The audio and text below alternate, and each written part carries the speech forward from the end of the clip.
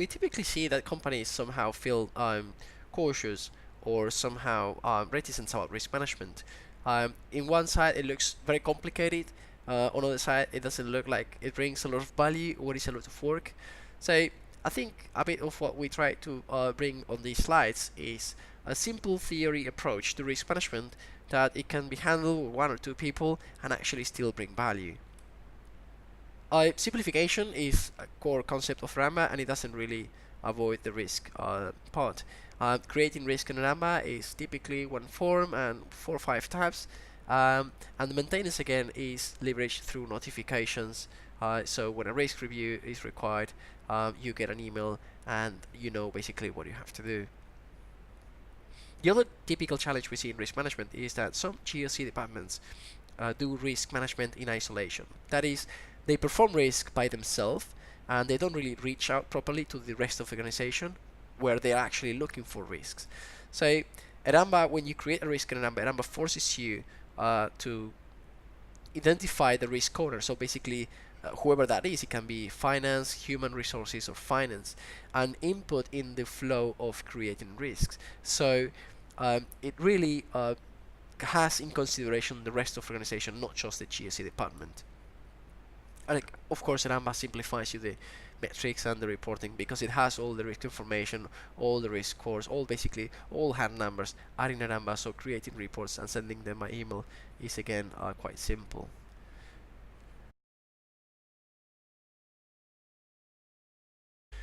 So we'll now show you very quickly how the risk module works and looks like. So on the menu in Ramba, we basically have the risk module here. As you can see, you can do risk based on assets, third parties, or business. Again, the process of doing risk is the same for the three of them. It's just that the input changes. Of course, here is the input is assets, here the inputs are third parties, and here the input are business units.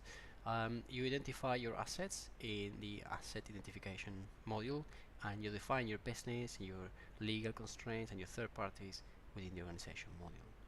Once you're in the risk module, for example, let's take the asset one, this is how a risk register looks like. As you see, you have every risk listed here. You have the risk score, how the formula was calculated. You have the residual risk score, again how it was calculated, who the owner and stakeholder of the risk are, very important fields, and of course what the mitigation strategy was. In this case, it's mitigation.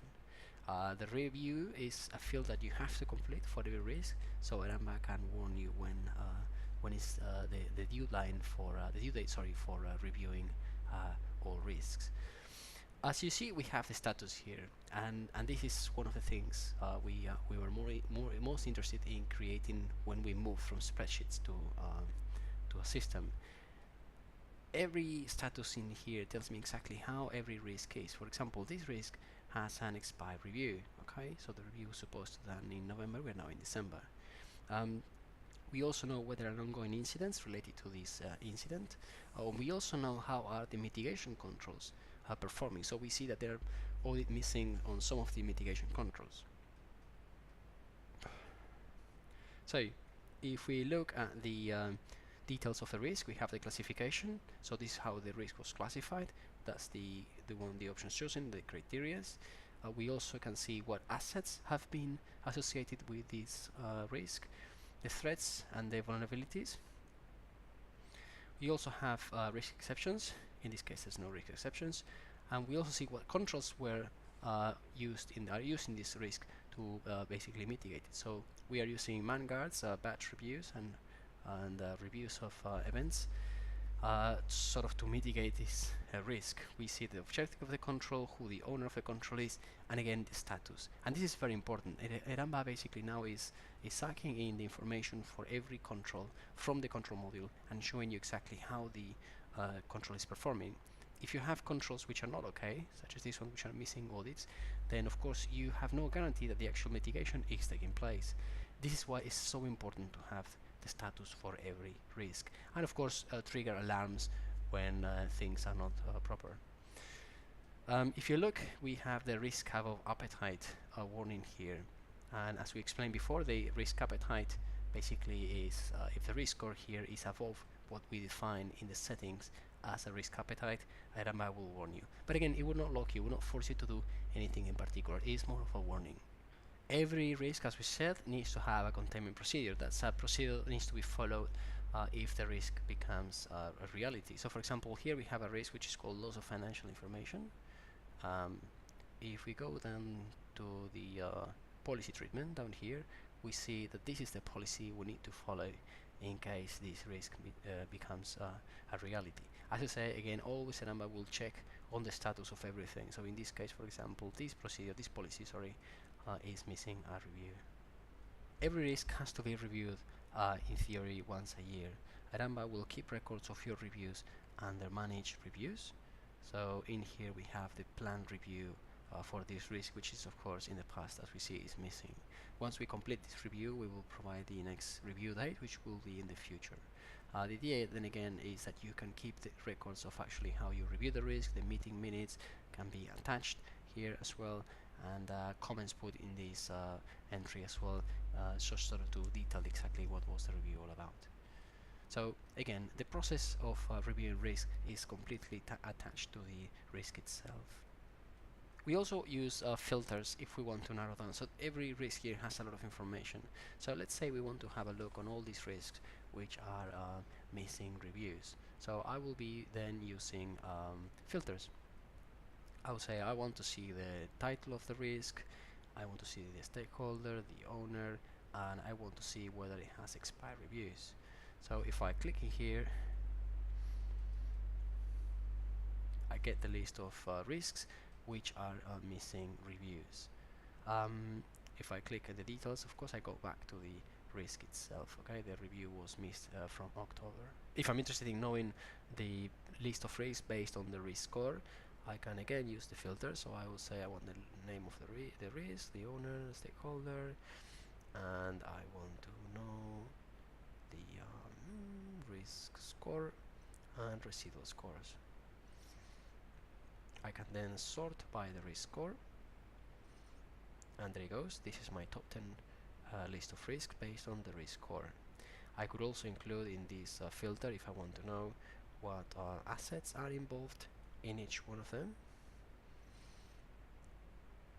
and also what controls I'm using to mitigate these risks. As you see, filters are very powerful and they really let you go throughout the system and find pretty much any information you want. You can export them in CSV, in PDF, and you can also send them by email in regular terms, such as if you want to keep people informed about their risks. We will now share some theory concepts that we need to understand so we can move on with this training. The first one is that without impact, there is no risk. So say that there is a risk that someone comes to my summer house and they steal things. Well, I actually don't worry because there's nothing inside the house, so even if they come in, they break in, they will not be able to take anything out. So yeah, there is a risk someone comes and steal things, but in the end, since there's nothing valuable inside the place, pretty much there is no, in the end, impact, and therefore, in my opinion, there is no risk. So be very careful about judging when there is a risk. Always look for the impact. The other thing we need to be clear about is threats and vulnerabilities. For example, with the analogy of diseases, if I have a weak immune system, well, there might be threats such as flu and other disease or another viruses that could affect me. The same happens if I have a web application. If there's no proper software development life cycle that includes security in it, well, there might be threats that in the end might be applicable to them. Threats and the vulnerabilities, they always go hand in hand. If you have a threat, you will always find a vulnerability. If you identify a vulnerability, there will always be a threat. There's a thing with risks, and that is basically there's too many. So you will have to prioritize, and we will show you how to do that. But it's again very, very important that you understand that you will be able to find a limited number of risks in your organization. But again, it's important that you put things in the right context and just keep with the ones that are more relevant for you. Again, with the analogy of diseases, you cannot really identify threats and vulnerabilities unless you know what you're talking about unless you know the industry you're talking about. So for example, a doctor has received training and understands very well what the threats and vulnerabilities are, and that's why he's able to do his job. In IT risk management, exactly the same happens. You need to understand the context of your organization, you need to understand what threats exist, what vulnerabilities exist, sort of for you to facilitate the process of risk management. Without that, perhaps technical, procedural know-how, it will be really difficult to carry on with risk management. Now, once you have a risk which has impact and you have identified the threats and the vulnerabilities, you basically have two options. You do something about it, about the risk, or you simply do nothing and carry on. So for example, if I know that there is a risk of having some heart complications because of my mother and father went through them, then I have the option to say whether I want to do something about it or I just want to carry on with my life. So regardless what you do, whether you do something or you don't do something about it, it's incredibly important that you actually monitor risks.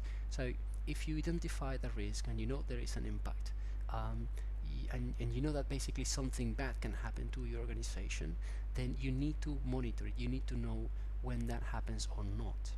So that's why we all go to doctors once a year, because we don't really know what's going on unless we go and we monitor in detail what's going on.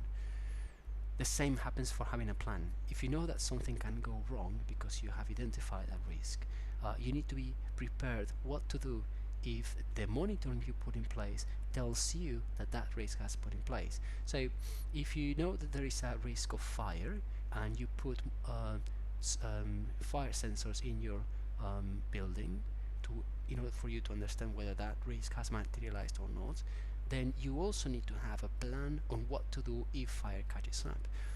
And this is extremely important, of course, because otherwise you will be negligent in your task of risk management. We always say that awareness is essential.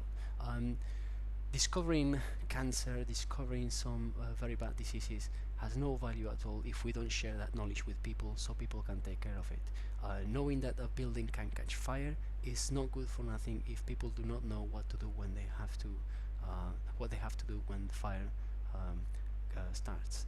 So monitoring is important, planning what to do when the risk happens is also important, but also awareness is incredibly important. You need to tell people about the risks that are in place.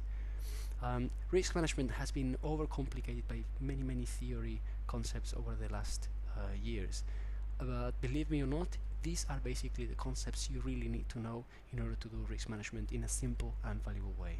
So as we discussed before, anytime you have a threat, a vulnerability, and something of value that can be impacted, there you go, you have a risk. So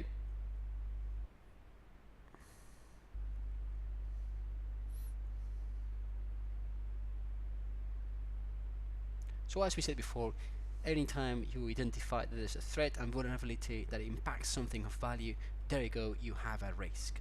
And of course you have to do something about it. As we discussed, you will have to decide what to do, whether to do something or not, having a plan, monitoring, and of course doing awareness. Now we'll go a bit more in detail on each one of these phases so you fully grasp what we mean by all that. Just as a start, let's make sure that we understand a few risk examples and we are on the same page with that.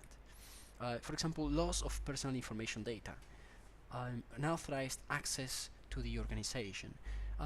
One thing we need to be very clear about is that every single risk needs a title, and the title is extremely important because it's typically what your senior management will grasp from your risk reports. It's very likely that they will not go into the technical details of each one of them, and this is why the title needs to be very catchy. If you look at the titles, and for example fire in the office as well, they all typically include the threat, the vulnerability, and what is impacted. There's always two of these three components in the title, and of course it's because it's what gives the title that kind of relevance. For example, theft of mobile equipment, or public application being hacked. So again, think very well on what titles you will put to risk. They need to be very catchy, they need to be very short if possible, and very simple to understand.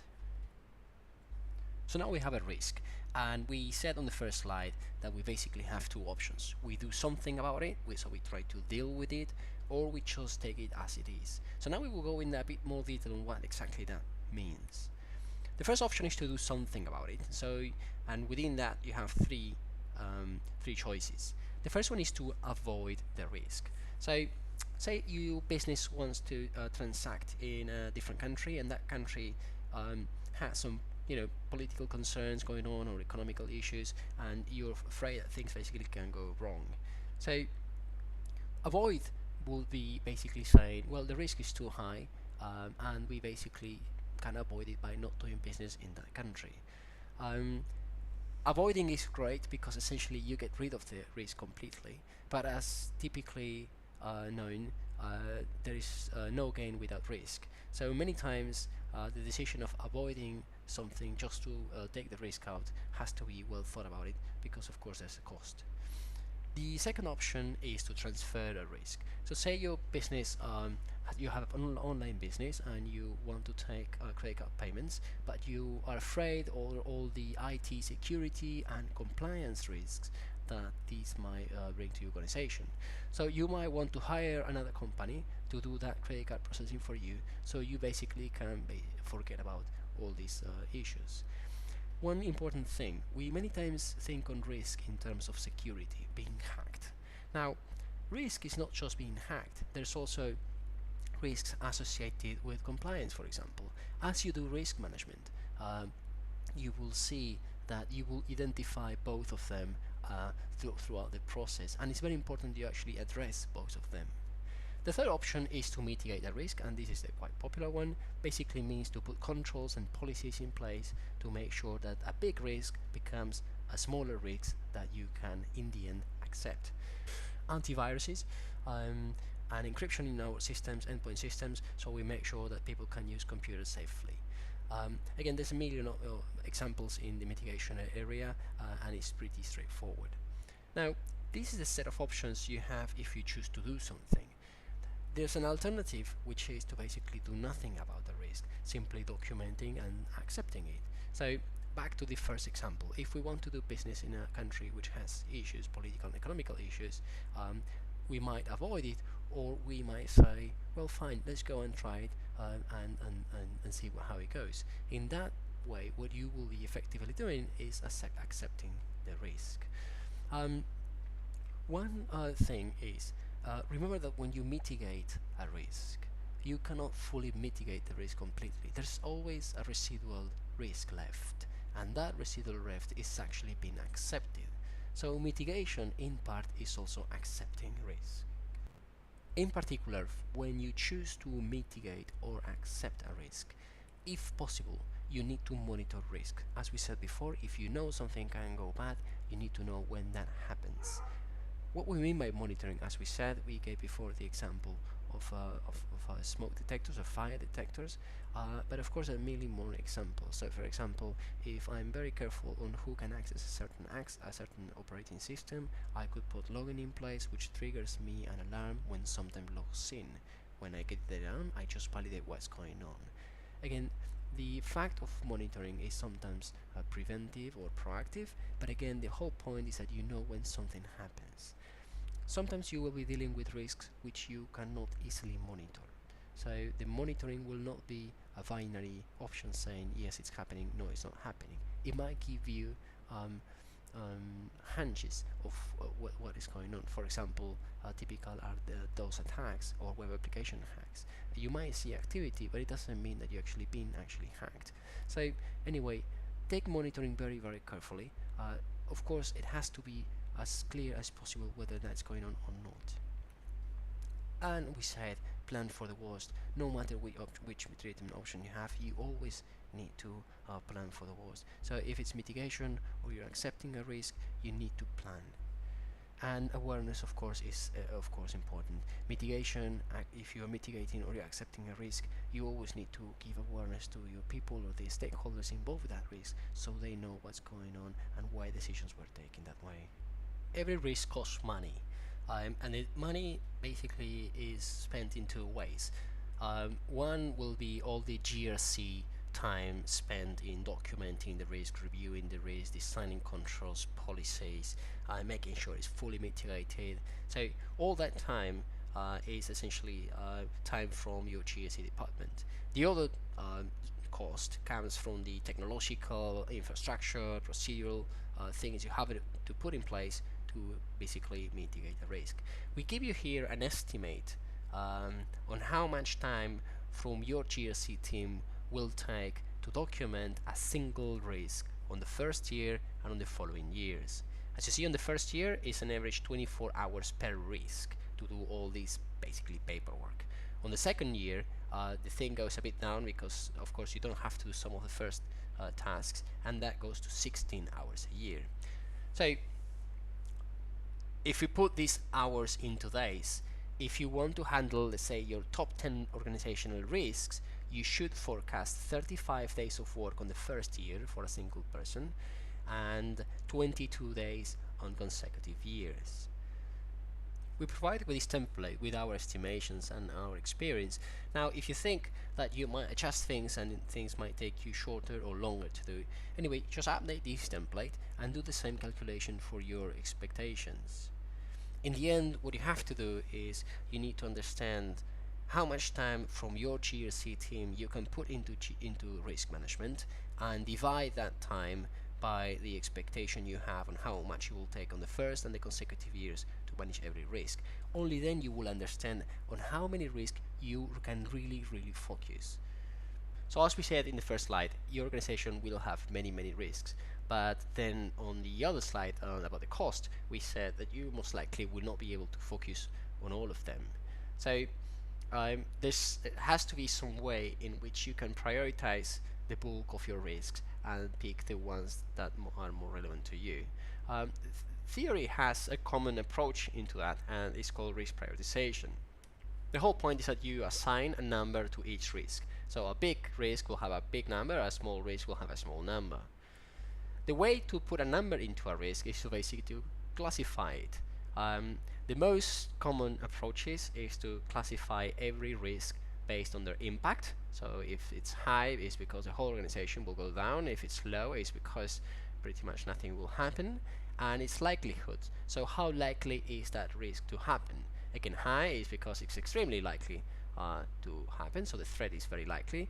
And if it's low, you think it's very unlikely. Once you classify your risk, so you say impact is high and likelihood is medium, what you do is you set values for every classification. So as you see, impact is 3 for high, medium 2, and low 1. So if you say that your risk has a high impact and a high likelihood, then you know that with these two numbers, 3 and 3, you can actually get a number. It's up to you if you want to multiply, if you want to sum it, or if you want to do some other math into it. The whole point is that you actually get a value. Since you typically have two numbers, there's not a lot of math that you can put into it. So this is not a very complex mathematical model. And of course, all this has to be taken in consideration. Risk prioritization using numbers is highly subjective because the input is highly subjective.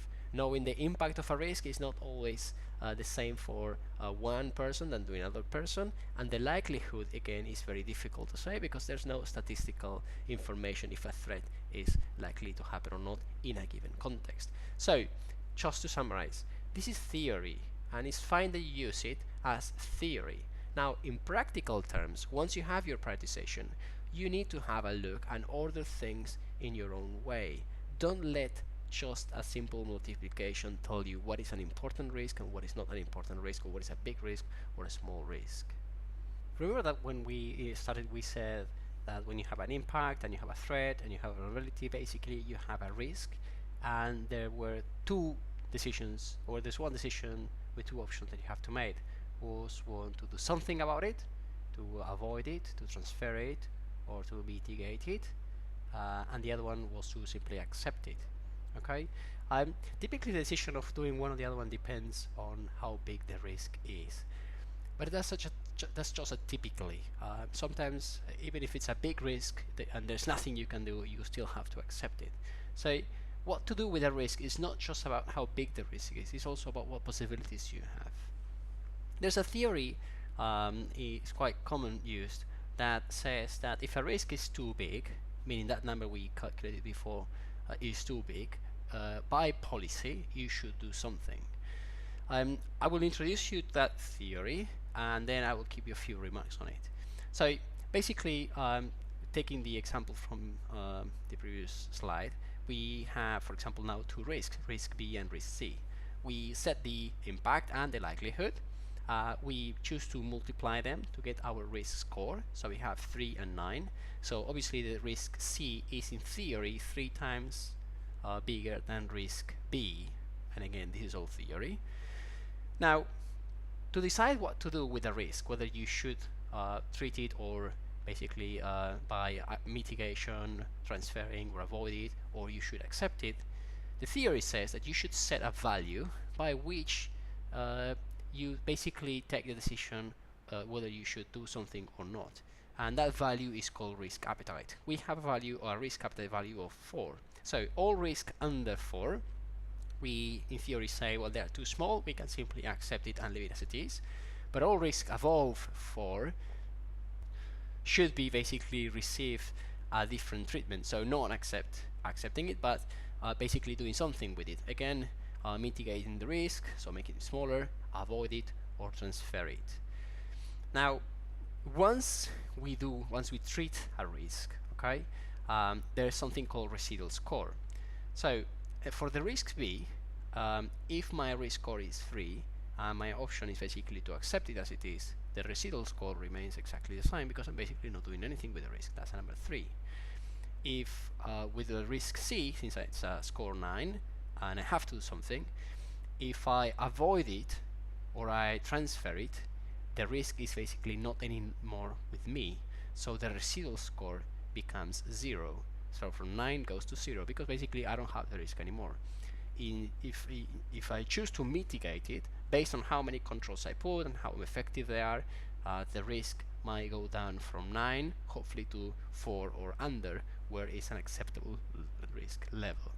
Again, all this is extremely theoretical concepts, and in our opinion is okay to have a parameter of saying, okay, above certain level I should do something or not, but again, those should be shoulds, not must.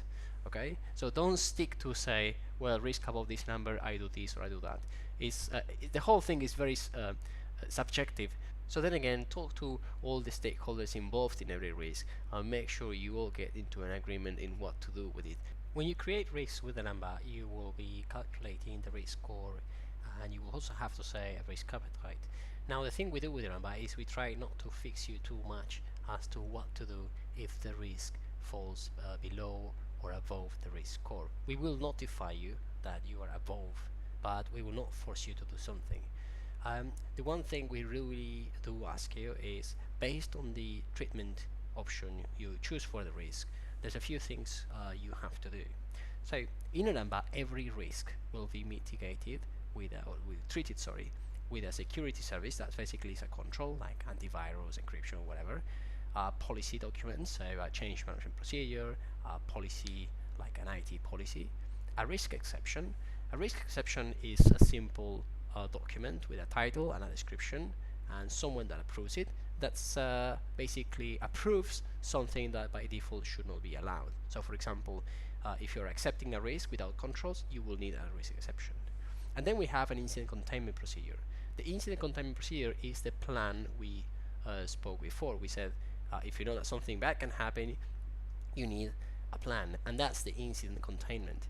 The incident containment is linked with our incident module, and if you look at the documentation, you will understand why. But basically, if you have any incident and you link that incident with a known risk, then the incident handler knows what to do because the risk has a plan, an incident containment plan. So if you choose to mitigate a risk, Enamba will ask you a security service. So it will ask you to choose a security service, one or more security services. If you choose to avoid, transfer, or accept, Enamba will ask you to create a risk exception sort of to document. Now, all other fields become optional. So if you want to mitigate a risk, you might also choose to add a policy or a risk exception or an incident containment. All these fields become optional. So I think we covered already quite many of the theory concepts. So we will now start to explaining how is the actual process of documenting and creating risks. The first thing you want to do is define your scope. The scope basically is the area of your organization that you will be risk analyzing, and it's very important that it's clear. Let's say that you choose your scope to be your IT department, and there's one day fire in the building, and there's a huge mess. You don't want people to come at you and say, hey, but you are GRC, how come you didn't prepare anything in case of fire? Your argument needs to be very clear. Look, my risk department looks at IT, it doesn't look the rest of the facilities or business areas. So you need to be very clear with the scope, and you need to communicate it appropriately. Risk can come from anywhere in your organization, and the only way for you to understand when a risk can happen is by understanding what they do. So essentially the first step after defining your scope is understanding the organization. So if I decide that my scope will be the whole company, then the first thing I do is I split the whole company in what we call business units in Aramba. So for example, my business unit will be HR, IT, finance, and operations. You might be tempted to duplicate your organizational chart into Aramba. Be careful with that, because organizational charts tend to change quite often, whilst changing business units in Aramba can actually create quite a mess in the system. So try to create your own abstraction or layer of what the organizational chart says and what the way you interpret it. Now, once you split your organization in business units, you need to talk to people to understand how they work, what basically they do. We personally try to avoid managers, since they behave sometimes a bit in the defensive, or they prefer not to show that there's risks in their business lines, just to show how good they are. We typically go for middle management, analysts, and if we can, newcomers. They typically are quite honest. You need to set the right expectation on the meeting. Make sure they don't think they're being audited, or they are being that you're too inquisitive about the meeting. Okay, the idea then is that you simply understand in very, very simple terms what they do, try to identify risks, so you help them to put those risks in the upper management, so solutions can come for them in terms typically of budget. Okay, so don't put it in a way that you go there and find what they're doing wrong so you can go and write reports and such, because that's typically not going to work in the long term. So we typically set a first meeting. Okay, 30-40 minutes is typically more than enough, because we only want to understand three things. The first thing we want to understand is what the core processes are, what basically they do. Okay, so if it will be, for example, HR, well, they're in charge of hiring people, or they're in charge of firing people, they're in charge of searching for potential candidates. Those are the three main tasks on my HR department, and as simple as that is that you need to document it in Aramba. So you will create then three business processes in Aramba: hire people, fire people, and search potential candidates. You don't need to understand the details of everything and how they do it. I mean, if you have a question, you might come to them later, but at that point in time, you just need to know the highlights.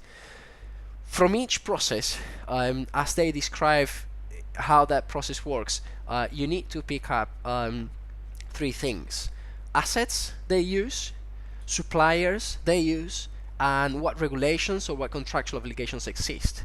So for example, if they tell you that they are searching for candidates, an asset might be the LinkedIn account, or there might be a database they use to keep all their CVs.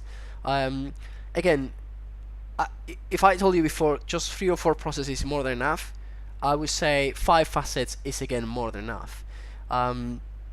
The same happens with suppliers. Typically they might have 1 or 2 suppliers, perhaps they work with companies to be able to search for people quicker. So if they have suppliers, you also need to document them, because again you will do risk analyze against them.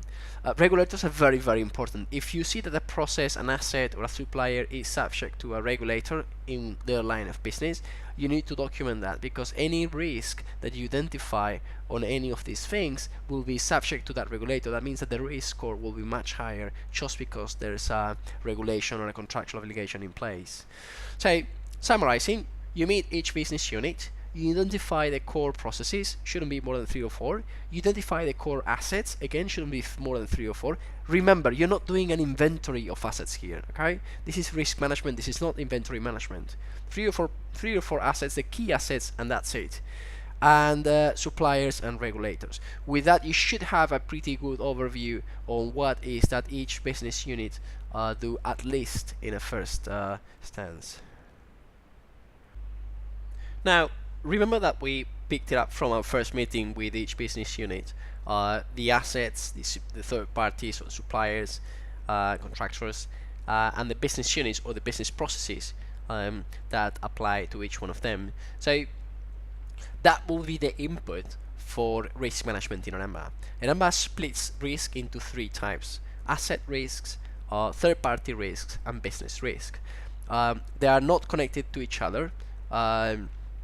And basically they follow the same process, so you will basically do risk the same way across the 3 of them. What it changes is the input. Of course, one will have assets as an input, the other one third parties, and the other one will have business processes. All of them are very important. Of course, because you want to do a holistic risk analysis. You cannot live away and only focus on assets, because you will be missing most likely third parties or business units. Remember that by looking at risk from the 3 points, you will be able to identify risks much better. If I'm servicing my customers, which come from all around the world, and my offices are in Spain, whenever there's bank holidays in Spain, and I will be basically affecting all the countries that might not have bank holidays on those days. So as you see, that risk should be recorded, and that risk has nothing to do with assets or third parties, at least not directly. So as you see, it's important that you look at risk from the 3 points of view in order to make sure that you see the whole scope. So we will now discuss how actually we document risks. You have to understand there's basically 2 roles involved in all this. The first one being the risk owner, and that's the person we interview before on each business unit. The other one is the risk analyst, and that's basically you, the GRC analyst. So we first have a first meeting, and I think we already discussed that in the previous slide. We meet with the business unit owner. We understand their business. We document the business units and the processes, the assets, the third parties, and the liabilities. We actually can do that already in Oramba and make sure they sign it off. So basically, once you have all in Oramba, make screenshots or export in PDF, send it to it by email, and make sure you get the OK from them. Again, the idea is that they cannot come later to you arguing that, oh, I forgot to tell you this, or I forgot to tell you that. Okay. As you have that meeting, you might already identify a few risks. You might even discuss about them with the risk owner. I mean, that typically depends on how the meeting goes. It doesn't have to be that way. Definitely, once the meeting is over, 30-40 minutes after, you have some homework to do. Your task now is to identify all possible risks based on that discussion. So basically, how you do that, you look at every process, you look at every asset, and you look at every third party. Since you documented everything on high level, you shouldn't have more than 10 objects overall. So sit down tightly, try to do it with someone, that typically helps, and discuss potential risks. When you document the risk, just put it on a spreadsheet or a sheet of paper, only put the title, okay? Think of a very good, catchy title, because that will typically remain as the risk title, and you want it to be as catchy as possible, so when you have to present it, it's very clear what the risk is all about. Once you have the risk, you can go ahead and document them in Oramba if you want. don't put all the fields if you don't have them yet, but the idea then is that you calculate more or less what the risk score is based on the input you got, and you take the top ones from that list, okay? And very important, you think on what treatment plans you can have for each risk and for each option. So you take every risk and you think, right, for accepting, for avoiding, for transferring, for mitigation, what plans can I put in place? Again, it's up to you to really come with these recommendations. When you bring a plan, the plan has to be feasible. Okay, you cannot come with a glorious idea of something that in the end cannot be implemented because it's atrociously expensive. So come with plans, come with the cost and the times it will take to implement them if they're not implemented already. Sometimes you already have controls implemented that you can reuse. So that is your homework. That takes quite a long time because you have to think well, you have to find out the cost, you have to find out the timings, and you cannot do that wrong, okay? Because the risk owner will have to choose which option they want to take. Then you go into the second meeting, where basically you review and agree on the risk priorities. So you have all these risks, okay? You have to discuss with the risk owner whether the priorities as you came up are correct or not. They might want to change things, and that will be done in Ramba by reclassifying the risk or creating liabilities. You might not get into agreement. That's not ideal, of course. It's actually strange that you don't get into agreement. If you cannot find any compromise, the only way out is by escalating the topic on both sides to your respective managers. Again, the idea is that at some point some compromise is fine, okay? I personally try to avoid discussions with that with my level, so that will be the risk owner, because that person I will have to meet it over and over every year because I'll have to review this risk. So I don't want to really get into a discussion with that person, or at least not a big discussion. If it has to be a big discussion, that can be on our topmost level. But once the priorities are set up, you will show what plans you came up with, and again it will be up to the risk owner to decide which plans is feasible for them. What it means, if you're discussing with a finance team all the risk you found and you bring some solutions, and those solutions are basically delivered by your IT teams or by the facilities teams, the risk owner will have to decide what he thinks or she thinks is more appropriate to mitigate the risk. Or to transfer it or avoid it or whatever. But in the end, the cost of mitigating that risk is decided by the risk owner. Now, every organization is different, and the risk owner might not have the budget to take that decision, or they might tell you, oh, I would like to do this, but actually I don't have the money to do that. All these things need to be documented. Your job essentially is to document things, okay?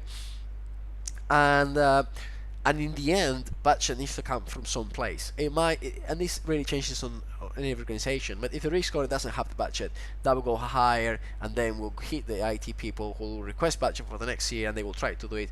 I mean, every company again has its own methodologies on how to go around budgetings, but the idea is that the risk owner chooses what they believe is the most appropriate option for every risk. It's not really up to you. Now, if you see that they are basically accepting risks, remember that you have two options with risk. You can accept the risk, or you can mitigate, transfer, and avoid. So there's two sides of it. If you see that they are accepting risks, you have kind of a veto power. You can say, look, I don't think we should accept this. And again, the process is the same. If you don't agree into what to do, you just escalate the topic. Don't get into that discussion, because again, you have to go through this year over year. Once all that is sorted out, so basically the reviews and agreements on the priorities and the treatment plans is done, you basically can document the risk in Aramba, export it into PDF, make them sign it off, create a review in Aramba, and that's it. Your risk has been done. Now is the time to just follow up on the risk, make sure all is implemented until the next review on the next year.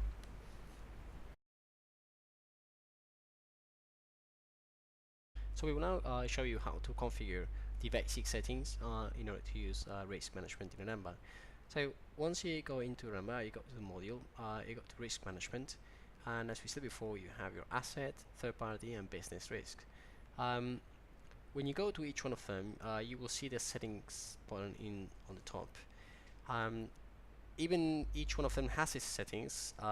Most of these are shared across all of them. In fact, all of them are shared across the three of them, with the exception of the calculation method, which applies somewhat different to the asset module. So the first thing we want to do is set up our classification. Okay, so how we will classify risks in order to give them priority and in order to set up whether we should treat them or not based on the risk appetite.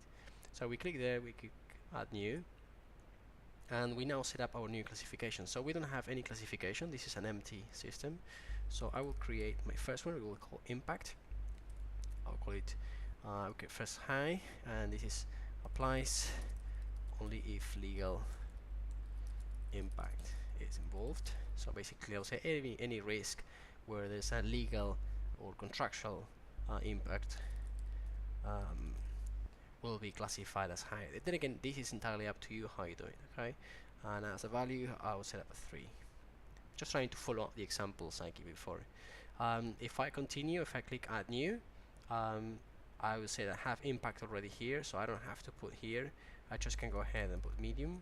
Okay, so if reputation is affected, and I will set a value of 2. Now I'll go ahead and create a new one, and this time I will create one called likelihood. Okay, I will call it high, and if this happened before, it could happen again. Okay, so I call all my risks likelihood high will be the ones that threats happened before and could happen again, and the value for that will be 3. So as you see, I can create any classification I want on the system. I will stop here, but I mean you could go ahead of course and complete the entire classification. The second setting you want to look at is the risk appetite. Again, this is based on your policy, on what your risk appetite will look like. So and here you just simply set the number. Let's say you put 10, and that will be now your risk appetite. Again, the classification and the risk appetite will apply to the 3 types of risks. In the end, what you want to do is set the calculation method. Eramba ships with 2 calculation methods. One is Eramba's default, and the other one is called Marguerite. Marguerite is a Spanish calculation method. It's a bit complicated, so if you're new to risk or you're not interested in having this one, just don't simply choose it. Okay. Once you choose the Eramba calculation method, you need to make sure it's enabled, and you need to select the classifications you want the calculation to have in consideration. So we will choose the 2 of them we set in the previous step. Every time you change any of these settings, all risks will be basically recalculated, because of course you will be affecting the way calculation has been done. Under settings, you also have the threats and the vulnerabilities database. So this is the database that Eramba ships in. You can add new ones or edit or delete from the existing database as many as you want. So this is basically your initial setup. With this now you can go on and create your first risks. So let's say we interview the finance team and they share with us what they do, and we identify both of us a risk. Basically they use a banking system with access to basically put money out of their bank account to pay bills, and pretty much everyone in the finance team has access to that system. And although everyone has access, there's no segregation of duties, and no one really is keeping control on the password complexity, or whether the accounts should be still be there after an employee leaves. So there's basically an issue with account management and on the banking system. So we will try to now just document that as a risk and use that as an example. So we start by documenting the business unit finance. We will document the process they've mentioned to us, which basically is paying bills. They also mention that of course they use a banking system that will be an asset. The bills will be another asset. We also have the finance team, which in the end is the people involved. That's another asset, of course. They also mentioned that they're subject to Sarbanes-Oxley, that's a regulation in regards of the financials of a company, so we will also include that as a liability. So there's a few things we definitely can put in here. So we start by creating the BU. We go to organization, business units, create a new one, call it finance. Right, no description needed. The owner is basically a contact for that BU. For now, I'll set admin. Otherwise, I could click here and create a user account. For liabilities, we mentioned Sarbanes-Oxley, so we click on the green button and we put SOX here. Again, the advisor, we will not put it in, we just leave admin, but that will be typically a contact for Sarbanes-Oxley. Risk magnifier, this is an important one. When we create risks, this liability can be attached to assets, business units, as we're doing now, and third parties. When I create a risk against a third party, a business unit, or an asset, and that element has attached Sarbanes-Oxley, I want the risk score to be magnified by a value of 2. And I do that on purpose. So if the risk score for the risk that touches any of these things will say, for example, be 10, well, just because it has SOX attached to it, it will be 20. And for me, that's important. I want everything that has some liability to be highlighted as an important risk. So back to the BU, we create the BU finance. Now we create a process, so we click manage, we go to process, and that process will be paying bills. Okay, this basically means they go into the banking solution and they pay bills. We have RTO, MTO, and revenue per hour. RTO and MTO relates on basically how much downtime you can have before it gets very messy. We did discuss a bit of that, but we won't include it now because that's more related to business continuity management, which is not part of this training.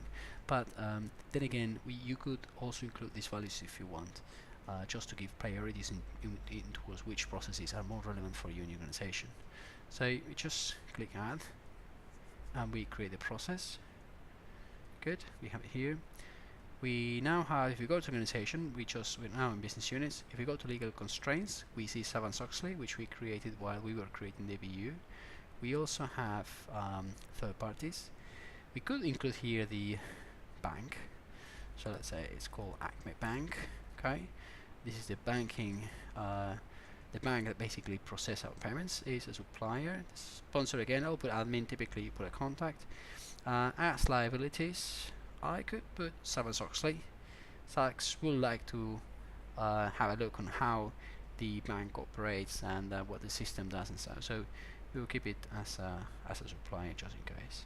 We can later anyway remove it if we want.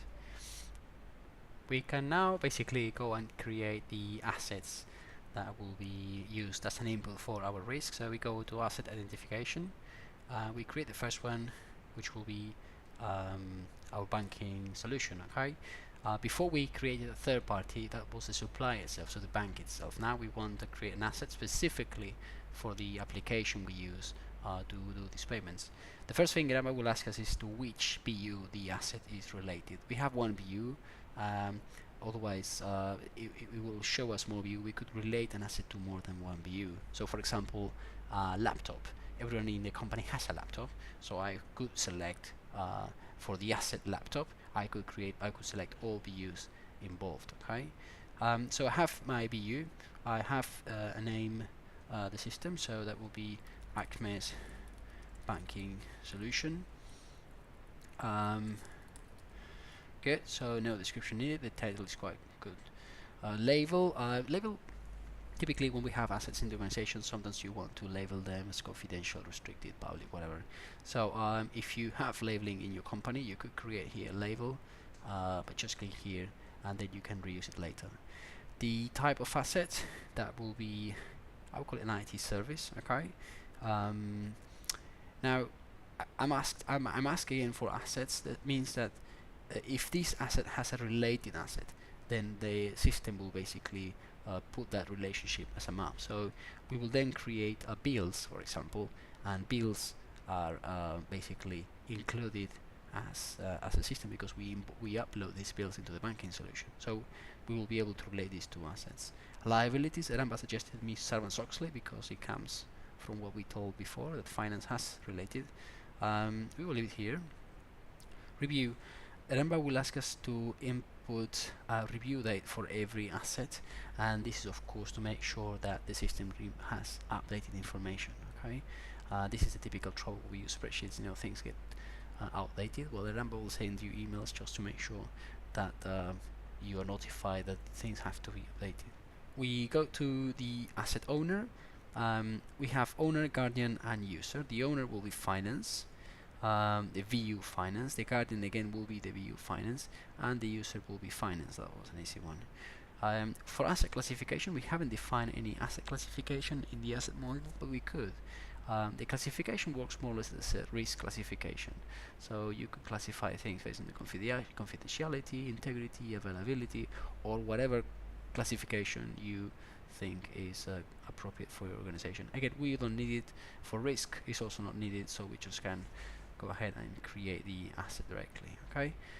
Quick look here. So we have basically the owners, the information we set for it, the business unit which is attached to it, and there's no classification, so nothing here, and no related asset. Okay, the reviews for the assets will be here, so manage reviews. We have the review entry already for next year. Once the review date is due, the status will change from OK to missing review, okay, in yellow. If you want to set up email notifications just to make sure that you get emails before this review date, you can do that with the notifications functionality. If you have your assets in a CSV format, you can import them directly in one shot, okay, using the import functionality as well. So we have our first asset. So we can go ahead and create our first risk. If we go to menu risk, we have three types of risk: asset risk management, third-party risk management, and business impact analysis. Asset risk management will be the one we use because we will create a risk against the asset we just created, which is the banking solution, the solution that we think has poor account management. If we would like to create a risk against the supplier itself, so the bank, we will then create a third-party risk management, and as an input we will choose the third party we selected up here. If we wanted to create a business impact analysis, we'll be looking at the process itself, so we will be looking at selecting as an input the process we created, which is the process of bill payments. Okay, so the three of them look at different things, but keep in mind that the process of doing risk applies exactly the same way. So the windows, the tabs, the forms, they look pretty much the same thing. Actually, the same thing. It's just the input that changes. So let's go to asset risk management and create our risk. So when we create a risk, again, we make sure that our settings are right. So calculation method is okay. Eramba, enable, main two classifications. I also make sure my classification is okay. I update it from what we did before. So basically I'm using impact and likelihood. So that looks good. And my risk appetite is set to the value of 10, so that's okay. So I can go ahead and create a new risk. So the process of creating risk involves filling in these 4 tabs. The first one is, I think, the most important one because it looks at the title. Again, it has to be a catchy title, so when we show risks to our senior management, they can immediately know what we're talking about. So remember that the title for risk typically involves the assets, the impact, the threats, and the vulnerabilities, or some of them. So I will create this one called poor account management at our banking solution. Okay, poor is a quite heavy term, so that will definitely interest some. Account management, that could be misleading. Actually, they could think that it's actually a bank account, but we're referring to a user account. And the banking solution, that again will bring some interest, because of course everyone knows that this is where the money is. We have then an owner and a stakeholder.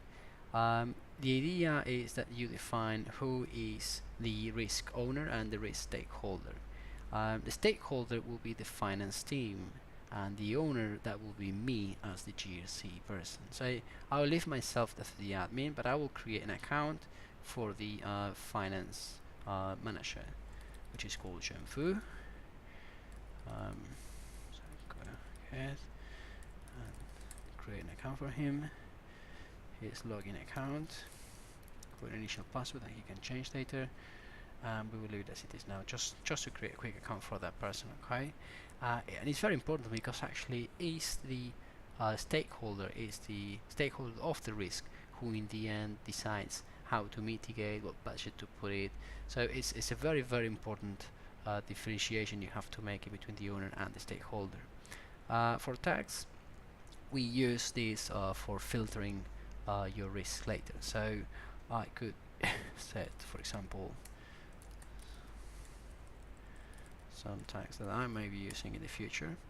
Okay, account manager, review, and this is an important one again. Just like your assets, you have to review your risks at least once a year, and that review has to include the stakeholder. So when you typically do a risk review, you also review the assets. So you want to make sure that everything that touches the risk has the updated information. So we put a date in the future again. So we put, say, July next year. Okay, to make sure that Eramba will send us a notification a few days before that to the stakeholder, to the owner, and make sure the whole thing is updated. If we don't do the review by this date, Eramba will change this risk to missing review status, and basically it will highlight an orange warning. So we now go to the next tab. We call it analysis, and here's what basically we tell the risk what will be the input. Again, since we are doing asset risk management, the input will be the asset we created before. If we were doing third-party risk analysis, the input will be a third party plus assets shared with that third party. And if we'll be doing business impact analysis, the input will be the processes we defined as well before. So once you input the asset, Eramba will suggest you threats and vulnerabilities. This is just a suggestion, but some of them are probably likely to be useful. So abuse of privilege, definitely. Abuse of service also, I like it. Now the other ones are really much into applications in general, so we will just remove them because they're not applicable to the risk I'm doing analysis against. So these two are the ones I'm keeping. Vulnerability tags, I would prefer something related to account management. Creeping account, that's a good one. Now if I would like to expand a bit more into what the threat and the vulnerability is, I could use these two text fields, or I could create tags if I think I will be using these tags in the future. Okay, so just click here and create your threats and your vulnerabilities. Now we go into the classification. Remember, we set two classifications, impact and likelihood. Each one of them has 3 levels. Okay, since the banking solution could get us in really legal trouble because Sarbanes-Oxley is involved, I would say the impact in this one is high, and the classification and the likelihood for this, well, high, we set it up as if it happened before, it could happen again. It happened before, so the high is not applicable, but medium is, I think, good. Remember, once I'm just now filling in data in Eramba, all this data should have been already agreed with the stakeholder before I put it in the system. Okay, never do a risk like this by yourself. Okay, the idea here is that the stakeholder will take accountability of the issue we see, and we both together try to solve it out by creating a risk and proposing solutions. Now look at how Eramba calculated the risk score for this particular risk. It took the 2 factors, okay, likelihood and input, and it did the sum of both of them. Eramba doesn't do multiplications, it does sums. And then it multiplied it, as you see, by the number 2. And the reason for that is this asset we created here, we linked it to Sarbanes-Oxley. It was a liability, and as a magnifier it had the number 2. And as you can see, just because that liability is assigned to this asset, we get that that multiplier factor, which puts the risk, instead of being a 5, to a 10. And this is what we want. We want things that have impact in terms of contractual issues or legal issues to be highlighted in comparison to the other risks. So as you remember, it's up to the GRC team to bring proposals on how to deal with every specific risk. So we sat down with the finance team, we identified the risk, we went to our desk and we said, okay, what we can do to deal with this issue. So for each option, for each treatment option, we need to think something about. So avoid, we simply cannot avoid using banking solutions, so this is definitely not applicable. Transfer, we want to keep the banking management within our company, so there's no way we can transfer this responsibility to someone else. Definitely we have to mitigate it somehow. Our task was to look at the banking solution with the finance guy, see what mechanisms it has basically to improve the security, and we came up with 3 controls. The first we want to do is segregation of duties, so basically make sure that we have roles implemented in the application in the banking solution, so the one who, for example, uploads invoices into the system is not the same that can basically expedite the payments. Basically that the finance team will have to accept the risk they're going through until all the controls we propose get implemented. Now, as you might see, we have 2 rows down there with the proposals and the cost. It's very important that we cost the mitigation we propose, because in the end is the finance team who is creating this risk, and therefore it's also them who has to find the budget to pay for it. The cost is not the cost it takes to implement things, but it's also the cost that it takes to operate things. So when we create these 3 controls in Aramba, we will put the capex and opex, and we'll have to make very sure that the capex and opex fields are there. Okay, sometimes we haven't got we don't have to spend money. In this case, for example, we don't have to spend any money, but we do have time that we already budget here, so that time has to be defined on every control, each one of these 3 controls, so then we can follow up on our budgets every year. So once we complete the analysis tab, we move into the treatment, and here is where we see again the risk score. It says 10. If the score would have been 11, that will be above our defined risk appetite, and we will get a warning here saying, well, you know, your risk score is above the risk appetite, you should do something. Again, the number will not force you to actually mitigate the risk or anything like that. It's just a warning in our case. As we said, we don't believe so much in the numeric aspects of risk score. We let decisions and consents in between the stakeholder and the owner of the risk as to what is best to do with the risk. So for the time being, we said we will accept the risk because we haven't got the controls in place yet. So the first thing we have to do is create a risk exception. Okay, we just click on the green button here and we say accept poor account management in banking app until controls until mitigation controls are create our app. Okay, the requested will be the finance. Okay, I will set the expiration to say 1st of July, which is when the risk actually expires. I'll set it to open. I could go here and explain it again, of course, a bit more what I'm talking about. So just to keep moving, I'll just leave it as an NA. I will talk a bit more about that risk exception in a minute. For now, let's just keep it there. As you see, the risk exception is here. Now we need to create the 3 controls we mentioned before. So we go here, we call it banking app, we will call it 2-factor. So the objective of the control is to ensure 2-factor is used on our banking apps. Documentation URL, well, that shouldn't apply now. I'll put this in production, even though it's not in production, just because I can do it very quickly. I could put tags if I want. As an owner, it will be me. As a collaborator, I will put the finance team, because I'm sure they will be involved with this control, especially when I have time to audit.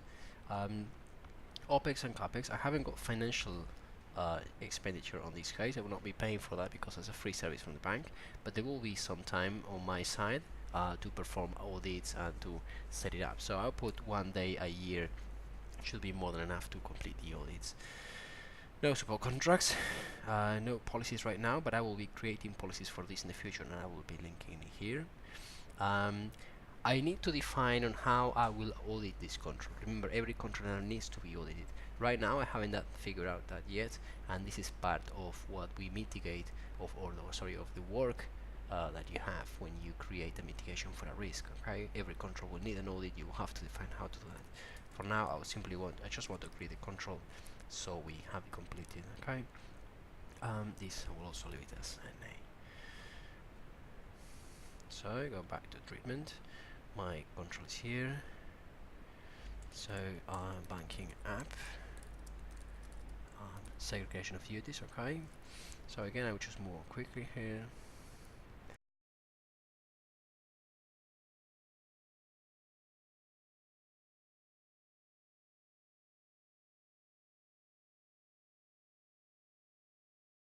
Very well, now I have my 3 controls in place. I have my risk exception. As you see, you can also mitigate controls with policies. We haven't created them yet because we haven't got the controls. Once we have the controls in place and we know exactly how they will be audited, basically exactly how they will operate, then we can create a policy and associate it with each one of these controls, and it will pop up here. We haven't got much left to do in here because the risk exception is here and the 3 controls are here. As you see, you have an option here called projects. We could create a project saying, I don't know, implementation of controls for mitigation of risk, and the project will have 3 tasks, and each task will be a control. That will be one way of doing it. I typically prefer to just create the controls right, so that I have them already on the system, so the risk is complete, and I just need to go and edit these 3 controls once I decide how I want to work with them in detail. Okay. The residual score is the amount of risk score we think is left after we implement all these controls. And again, this has to be discussed with the risk stakeholder. Okay, so both parties need to be in agreement. Okay, so let's say that we both agree that there's a 10% residual score. So if it's 10, it will be 1 of residual score.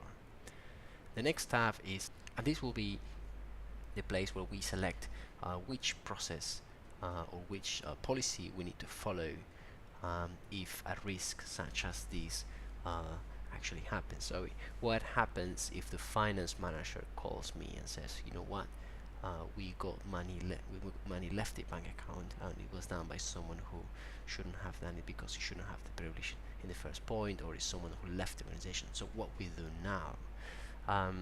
And again, that question might come to me as a GRC. It doesn't mean that I know how to do it, but my job is to make sure that in between the GRC team and the finance team, there will be a process that they will follow, or we will follow, both of us will follow, just to contain that situation. Okay. Again, it's not me who has to come up with the idea of what to do, because I haven't got the financial experience to sort of propose something that makes sense. But it's my job to make sure that these fields get completed with at least 1 policy. Okay. For now, I will just save the risk. So here we have it. For now, we are accepting the risk. The score is 10. The formula is here. Stakeholder is the finance person. The next review will be in next year. The classification of the risk is here. The assets involved are here. The threats are there. We have a risk exception, which is here. We have 3 controls.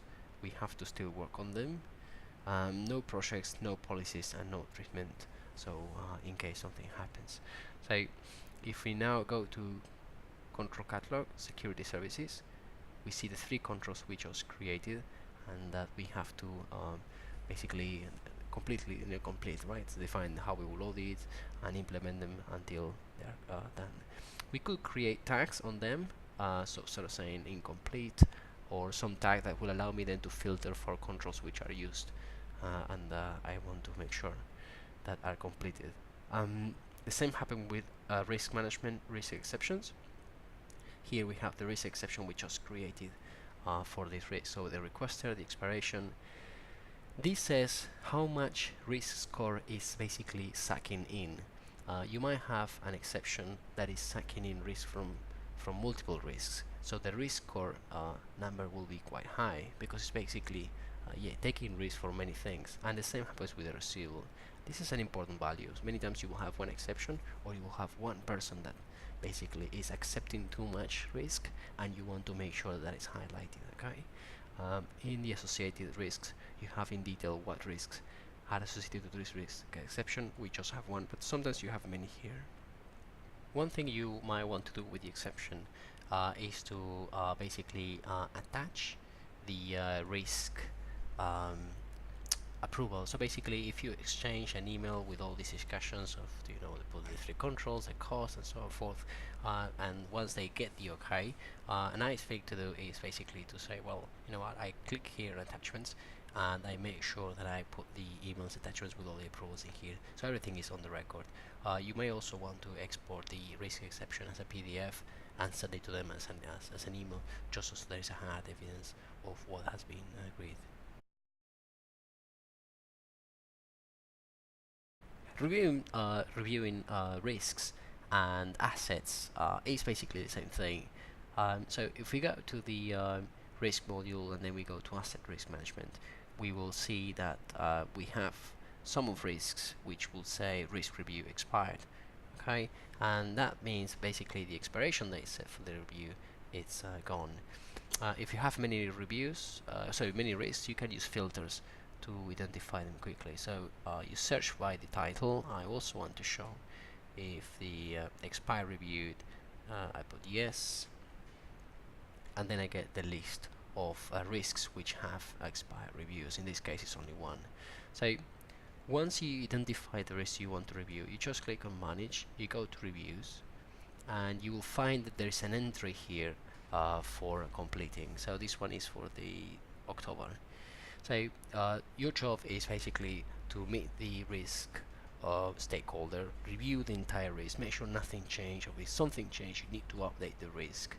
We typically update the old version of the risk here from a PDF, and we update the risk, and then we upload the new risk as well here, and any comment we have. The review itself is done by editing this item. You say when the review took actually place. We say it was 13th of December. You give the description, so for example attachments have the details, and you must tag it as completed. Okay, if you want, you can drop your, as we said, PDFs with the approvals and reviews in here as well. Once you click on edit, the review will be completed and the status will disappear from the risk. As you see, it just went out. Sometimes you might do reviews out of the schedule. So if that is the case, then you just need to click in here and create a new review. Okay, the planned date will be, for example, today, because you just happened that you wanted to review today, and the rest of the fields is pretty much the same thing. Now, one thing to remember: once you updated the risk review, you have to edit the risk and set when the next review will be. So you do that by editing the risk again and changing the date into the future. Okay, so we put September. In that way, we make sure that we don't have the issue anymore with the risk review. You might want to create notifications just to make sure that you get an email before the review date. To do that, just click here on notifications, go to manage. We need to create a warning notification. We set on the notification, we have a few options, before 10 days before the review, 1 day or 5 days after. Let's check 10 days before the review. So 10 days for risk review. That's just the title. This is not shown to any user. We can set the notification to the owner and to the guardian of every risk, so whoever that person is. We want an email notification, and it's important that you click here in automate notification, leave it this as it is, so this notification will be applicable as well for new reviews and new risks you create.